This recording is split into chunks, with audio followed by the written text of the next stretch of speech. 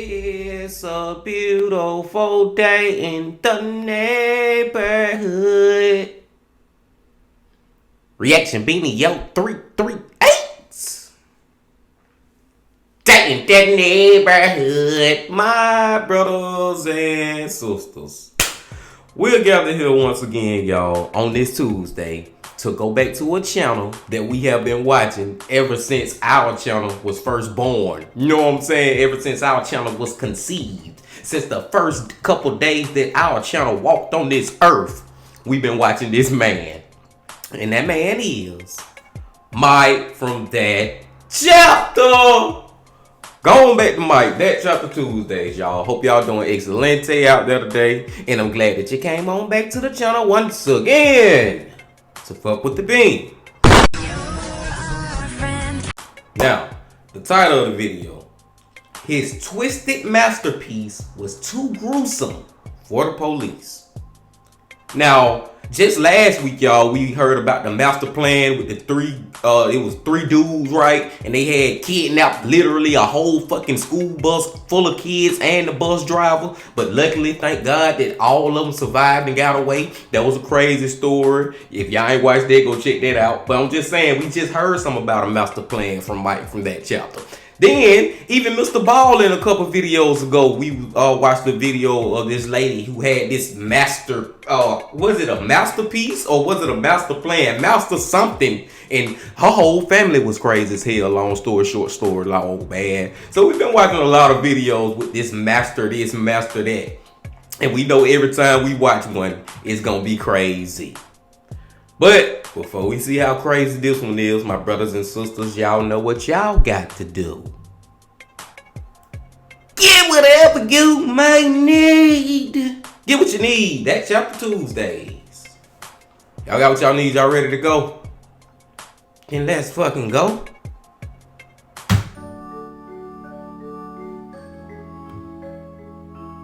Hey you, and welcome. My name is Mike, and in this old video, we are going to Poland to look at the story of a missing student, to find out what exactly happened to Katarzyna. This is a weird one, and the investigation that unfolded not only led to one monster, it led to two. Both had like this disturbing obsession with skin. So, yeah. Let's give it a go. Let's give it a go. And get whatever you may need. On January 6th, 1999, a small tugboat called the Elk was sailing on the Vistula River.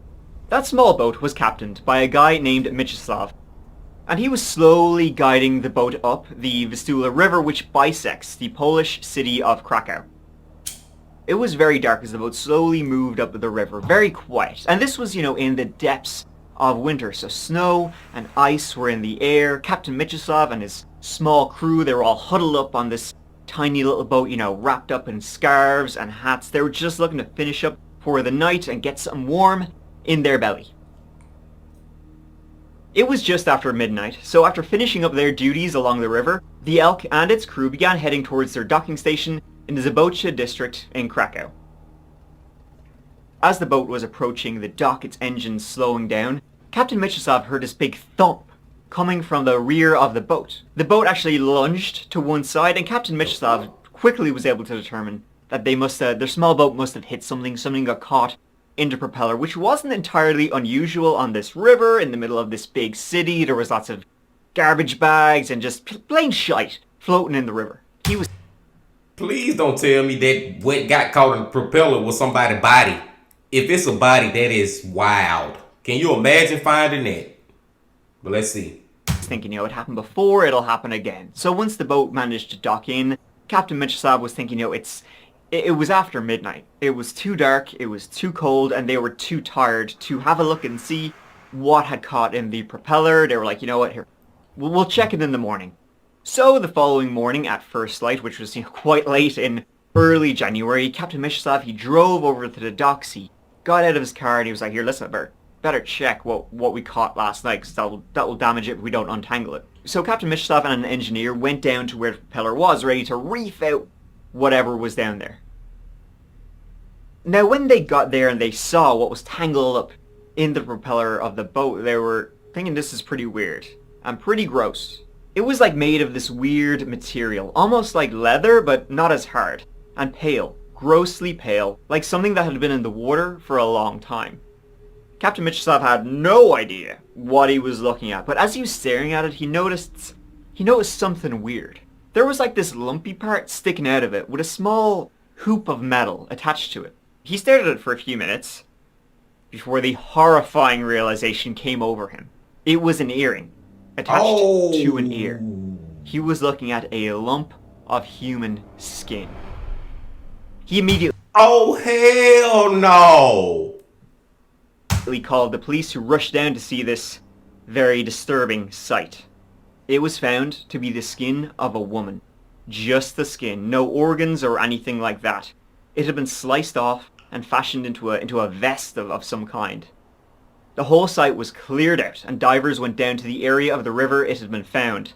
And down there, they located a few more parts of a woman's body. Bits of a buttock and a leg. They were found at the bottom of the river.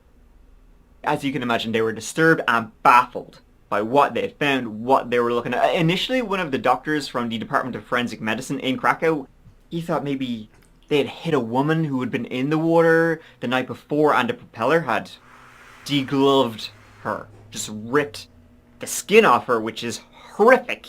But no, it was determined that this skin had been cut off with surgical precision and sewed into a bodysuit. Immediately, Bro, this shit sound like some Texas Chainsaw Massacre type shit, man. Fucking Leatherface out here, but instead of just doing the mask, these motherfuckers doing the whole body, cutting the skin off the whole freaking body. Oh my god. the investigation began to find out who this woman was and what had happened to her, who had done this to her. The investigation was given a name, which I think if you were like going through the case files and you saw it, it would make you stop. It was called skóra, which simply means skin. Wow. It was forensic technology, still in its early days in 1999, that was able to determine who this was. The identity of the victim was revealed to be one Katarzyna Zawada, a 23-year-old university student who had been living in eastern Krakow with her mother. Katarzyna went by Kasia, who was studying religion at Jagiellonian University. This was her third major, having previously tried out history, then psychology, and then her interest had switched to a higher power. And she was generally described by everybody who knew her as very nice, very pleasant, polite, but also weirdly secretive, shy, introverted. Mysterious was a word that kept on coming up again and again about her. She only had a handful of friends, she didn't go to many parties, and she had had her own difficulties when her father had passed away 3 years previously in 1996. It was especially tragic for Kasia for two reasons. One, she was extremely close with her dad. And two, they would go hiking out all the time. That was like, their father-daughter bonding time. He gave her real love of the outdoors. But back in January of 1996, the two of them had been out hiking and her dad had slipped and fallen and he had broke his spine. Damn. He later passed away because of this. And this was something Kasia always blamed herself for, because she was there. After that, she became extremely depressed as a result. Kasia, though, she loved the Grateful Dead, having become obsessed when a friend returned from the USA with a book for her, The Electric Kool-Aid Acid Test, a book that followed a group of LSD heads across America. As a result, Kasia was a frequent sight at record stores in Krakow's main market square, thumbing through albums. That is until November 12th, 1998, when Kasia vanished. That day, she'd been due to make her regular appointment with a psychiatrist, something she'd been seeing, ever since her dad died to help her deal with her depression. But she missed her appointment that day. As evening approached, Kasia's mother rightfully became worried. This wasn't at all like Kasia, a very quiet, shy, introverted Kasia to go missing for a couple of hours. So then that evening, that November 12th evening, she went to the police to report her missing, but the police were, give it a few hours, you know, she'll show up any minute now, you know. Plus they were saying, Oh shit. Here we go with the damn police bullshitting instead of taking shit seriously. I don't know, y'all. How y'all feel about that rule? I don't know if it's a rule. I don't know what it is. A policy by the police, but you know, a lot of places they say that somebody got to be missing for a certain time period. It got to be 24 hours, 48 hours before they can investigate. Sometimes I feel like they need to just get rid of that fucking rule, and if somebody reported missing, hey man, y'all need to start the investigation right there, right then and there. But then you also gotta look at it from the side of, it's a lot of people out here that be calling the police and be pranking them and be giving false information. It's a lot of times, well, these police will be investigating somebody gone missing, and then 5 minutes later they'll be pop back up at the house chilling on the couch. You know what I'm saying? When wasn't really missing, just was gone, but was gonna come back. Y'all get what I'm saying, man. So it go both ways. But let's go. Cash is an adult. She's 23 years old, and you have no evidence something went wrong, so... And so weeks went by. The police did start eventually looking for her as a missing person, but they had no evidence of foul play, they had no clues, they had nothing to go on, so their hands were kind of tied when the investigation started up as to where she went. They went around, they asked her friends, they went to her local spots. Nothing. It was her mother who was out there, you know, with the flyers, right? She hired her own private detectives to find Kasia, but she herself came up empty-handed. Nothing of Kasia was found. Nothing. Until almost 2 months later, on a cold night in January, when a boat hit something in the river. This was like nothing the police had ever seen before, and not just in the city of Krakow, but across Europe. Even experts from the FBI were brought in, and they too were nonplussed about this case. From what they had, though, they were able to determine that Kasia had been kidnapped or perhaps, you know, lured somewhere, and then she had been tortured, she'd been beaten, she'd been drugged, and then it's believed the killer carefully sliced off her skin to make this bodysuit. And it's believed she was alive when the skinning began. Her arms and face weren't found, and her nipples had been removed also, which led the police to think that there was a sexual element to this entire crime. Then, after slicing off the skin, the killer had carefully sewed it back together, creating the suit. My brothers and sisters, I know I have said many a times that this is some crazy shit when we be watching these videos, but this shit we listening to and watching right now is some crazy shit, man. Who in their right mind, well, they not in their right mind, they in their wrong mind. Who in their wrong mind, man? Who out here want to be wearing the skin of somebody else into a bodysuit? Like, what in the freak, man? Is this life? Is this real? Jesus Christ. As you can imagine, Silence of the Lambs is what this case was called. Silence of the Lambs Poland edition. Criminal profilers were brought in thinking that, and they made the same things as Silence of the Lambs. This is like Buffalo Bill from that movie, that the killer, there was a weird sexual element to this. The killer wanted to be a woman, and so he wanted their skin. He wanted this woman's skin to wear it.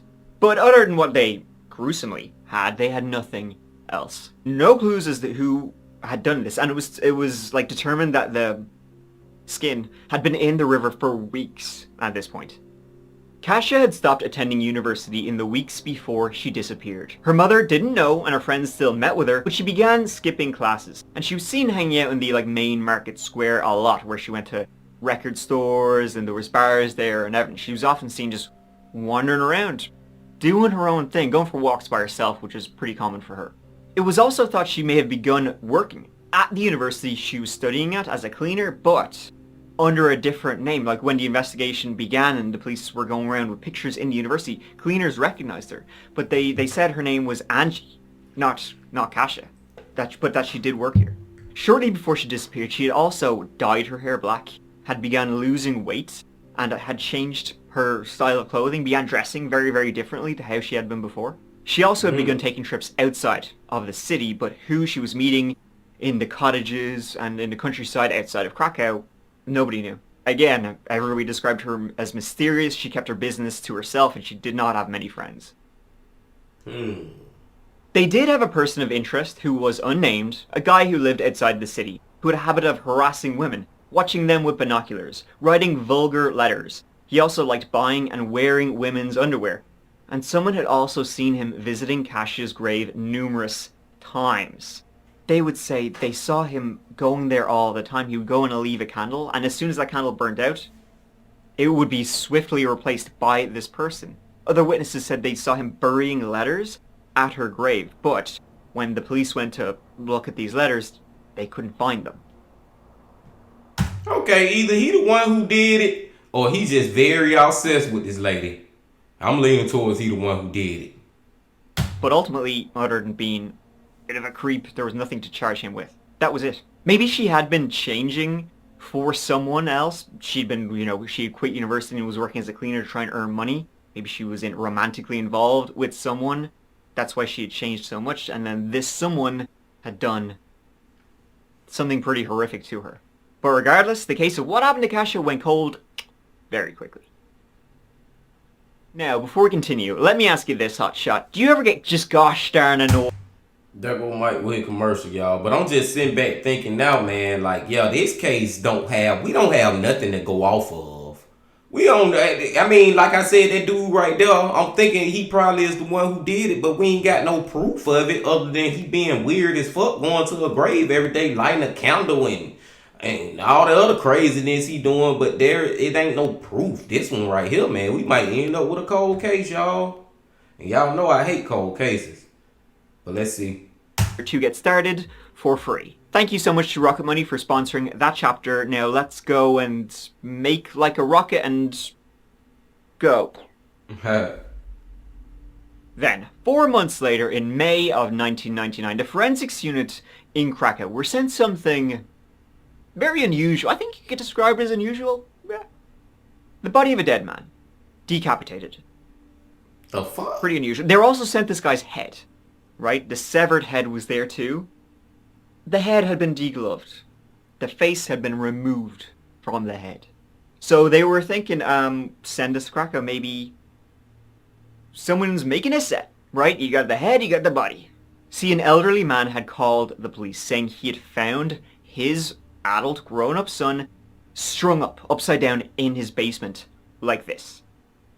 It was quickly determined that the dead guy's son had done this to him. Wow. Leaving the body strung up in his grandfather's basement. Vladimir W. was 26 years old, originally from Russia, and had attended the same university Kasia did. In May of 1999, seemingly as an act of revenge against some slight his father did, he lured his father down to the basement and then tried to electrocute him, stun him with a stun gun.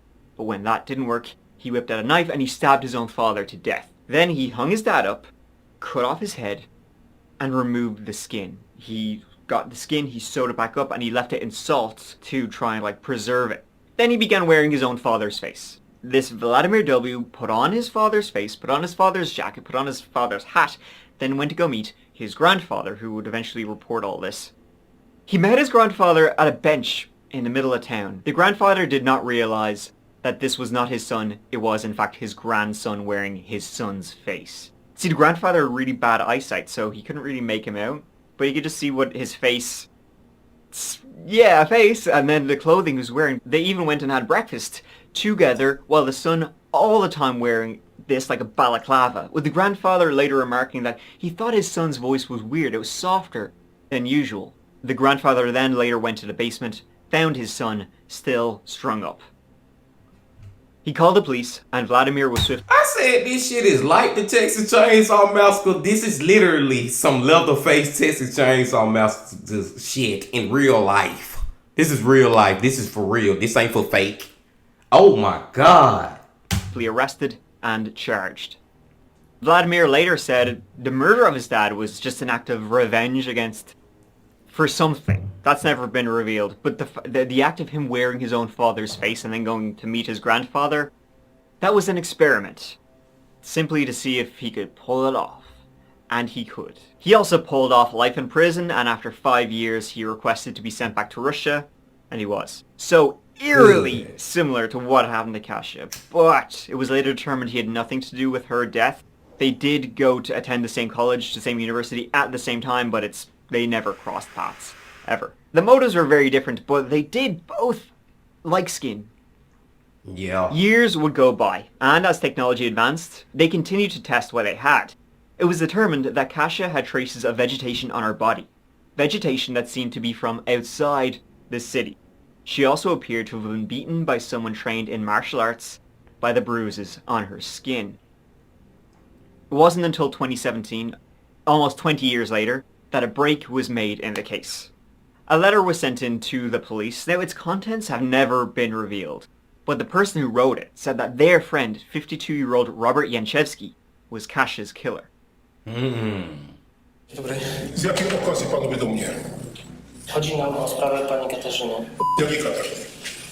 Nie znam. Nie znałem, nie znam, pierwsze słyszę. Nic nie wiem. Robert had an interesting life, and it was a case of ding ding ding when it was all added up.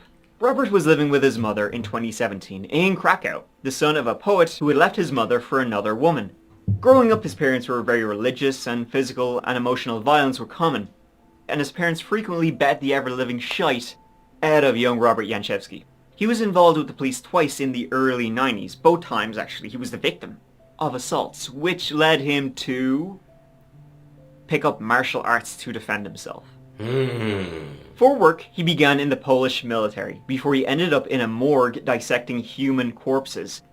And he also worked at the Krakow Zoology Institute, where he saw how animal skins were being prepared. He was later fired from his job at the Zoology Institute, when one day, he killed all the rabbits. The fuck? For no reason whatsoever. When he was asked, he had no explanation for why he did that. So, he was weird around women. He would only date them if they A, wore French underwear, and B, were completely subservient and obedient to him. Oh, and I should mention, he was the guy who was harassing women and had visited Kasia's grave multiple times back in 1990. In fact, he was a suspect from the start. Well, yep, it's him. Even back then, neighbors of Robert said, it's probably him. He's a bit of an oddball, a bit of a weirdo. The police just never had enough to go off of. Now they searched his home in a cottage outside of Krakow, right? And they found two things. One, blood in the bathroom, which even all these years later was determined to be Kasia's. And Wow. His diary, his good old little scribbler, so he was. He had a little diary where he detailed his stalking of women, but more importantly, what he did to Kasia. He was arrested, but denied killing her. Robert worked in the same market square Kasia often went to. She always hung out there, so that's likely where they met. And from what Kasia did, how she started losing weight, how she started changing how she dressed, she likely met Robert. He worked in a clothing store in that square, and it became romantic. She dyed her hair black because that was his preferred hair color. She was also losing weight. In Silence of the Lambs, Buffalo Bill has his victims lose weight so that he will have extra skin and it will be more pliable and easier to work with. Most likely the day she went missing, Robert went to where she lived in the city. He said, here, listen, come out. Let's go out to my cottage outside the city. We'll have a nice, beautiful, romantic day. It'll be great. But instead, what he did when they got to the cottage is he lured her down to the basement where her screams could not be heard. He then tortured her, abused her, and skinned her, likely while she was still alive, though hopefully not conscious. He was an expert in skinning and the treatment of skin, so he knew what he was doing. He then tried to wear it, but she was a good bit smaller than him, so it simply just wasn't the right size. So he chucked it in the river, where it would be found in January. After her murder, he later became very religious. He went to church every day. He would sit in the front pew, became very involved in all that sort of stuff. And it's been reported at one point he confessed the murder to a monk. But this monk later died and took the secret of what he did to his grave. Robert, in prison, accused the guards of harassing him, claims later determined to be baseless, and lying to police was also added to his list of charges. He was later diagnosed as a schizophrenic. He was convicted of Kasia's murder and sentenced to life in prison. However, since his conviction, a few people came out and said they don't think he did it, namely because he was investigated back at the time and his place is searched, and nothing was found, but the search was maybe more thorough now. Now they had more to go on, and technology wasn't there at the time, but now it was. His mental illness also led people to not think he had done it. His psychiatrist didn't think he did it. In fact, more people have come out and said that the person who sent in the letter in 2017 naming Robert Jankowski as the killer, it's more likely he did it, that he is the real killer. Which is, I don't know what's more terrifying, that Robert did it and is as gruesome as we all think he is, or that the real killer is still out there. But I mean, Robert fits the psychological profile from being obsessed with women, so maybe that's why he was trying to wear their literal skin. He harassed them and he was vulgar to women. He was trained in martial arts, and whoever attacked Kasia, you know, was beaten up with somebody who knew martial arts. He knew about skinning and skin and sewing and all of that. Plus, I mean, DNA was found in the house, so that's kind of like that clinker right there. The man... Exactly, bro. Exactly. I don't know who out here talking about they don't think that he did it, but bro, the lady blood, literally, how many years it had been? Damn near 20 years? Yeah, 17 years, something like that. It was a long fucking time ago when he killed this lady in that damn house. And all these multiple years later, they still found this DNA of this lady blood. Come on, man. He fucking did it. DNA don't lie. The DNA don't lie. Man who had sent in the tip about Robert Jankowski was a friend of Robert's from like gardening and all stuff like that. They had met each other through that way. This guy, Lessig was his name, also worked in the main square, main market square in Krakow. He owned a reptile store in that square. He was also said to be an alcoholic, a sadist who enjoyed beating women.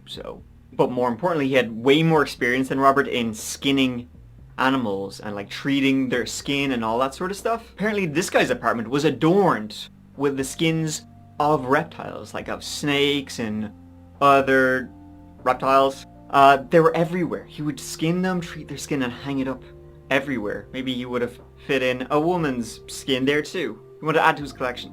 A woman claims to have seen Kasia at that guy's pet store, but I mean, how many sadists and animal skinning people are there in this place? It sounds like the defendants are kind of grasping at straws here, but, you know, in the media, the police have not released much to the media, so who actually knows? But the body of Kasia has still never been found to this day. The only thing they ever found was what this case is called. Skin. Thank you so much for watching. I really appreciate you being here, watching this whole video with me. It means so much to me as always, so thanks a lot. And yeah, here, listen, please check out the That Chapter podcast for more stories, and mostly all exclusive stories there now at this point, so please check that out. It's on all podcast platforms, and please check out the Patreon where you get early access to videos, and there's exclusive videos there too. But you know what? Till the next one, I'll see you then. Please, until then, look after each other, look after yourselves. Do it for me, because I love you. Mike out. Like I said, y'all, the DNA don't fucking lie, man. He did that shit. I don't care what nobody say, man. And then it's not even just the DNA. It's so many clues that lead to him. He know how to professionally de-skin humans and animals. Like, he studied that shit. You know what I'm saying? Like, it's just so much that lead to it being him. I'm just glad that they caught him. The sad part is that he was out for all those years, you know what I'm saying, before they finally caught him. But at least at the end of the day, they did actually catch his ass, man. And like I said earlier too, y'all, and I know I done said it a lot of times, that, man, this is some crazy shit. But y'all can't tell me, my brothers and sisters, that wasn't no crazy shit right there. Man, that shit, I keep saying it, Leatherface. That's Texas Chainsaw Massacre on another level almost, because not only was he trying to just wear her face or something, this dude trying to put her whole body on. Like, how do you even, okay, if you cut somebody's skin off, I'm just trying to get a point across, my brothers and sisters. If you cutting somebody's skin off, you cut all my skin off, and then you lay it on the table, how the fuck you gonna know how to put it back together, man? Like, that is just crazy to me, bro. That is crazy, y'all. This man, it was like, that's why I be just like, damn, bro, people like this really exist? It make me feel like we is living in a damn simulation or something. Go watch the Wi-Fi video, or the latest one I dropped, if you want to understand what I'm talking about on when I just said that. If you know, you know. But I digress, my brothers and sisters. I love this video from Mike, man. I always love the video, though. And I always love y'all coming on back. Y'all make sure y'all hit that like button, comment, subscribe, and do all that. And come on back tomorrow, because ain't no telling who the hell we going to tomorrow. I don't know. But until I see y'all tomorrow, y'all know I got to leave you with this. Love, peace, and happiness. Stay safe. Don't stop. Keep going. Yeah.